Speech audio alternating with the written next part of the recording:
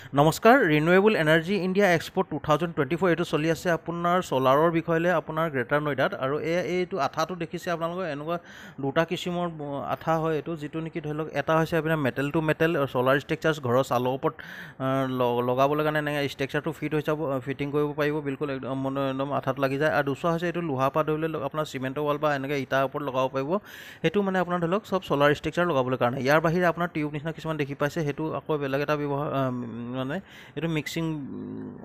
দুটা tube mix কৰি পিনে হেৰি কৰিবলগীয়া হয় আৰু কি বুলি কয় এইবিলাক চব হৈছে এনেকৈ মেটেল টু মেটেল হ'বলৈ মানে ৰংটো অলপমান এৰাই ল'ব লাগিব তাৰপিছত আপোনাৰ আঠাটো লগাই পিনে ষ্ট্ৰাকচাৰটো লগালে এনেকুৱা ধৰণে লাগি যাব আপোনাৰ এইটো এনেকৈ ধৰণে আৰু এইটো কি বুলি কয় হেৰি বেলেগ বেলেগ ধৰণৰ আঠাটো থাকে আৰু দুটা মিক্স কৰিবলগীয়া হয়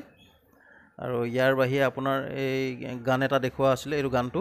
এই টিউবটোৰ কাৰণে গানটো ব্যৱহাৰ কৰে আৰু ভিডিঅ'টো চোৱাৰ বাবে বহুত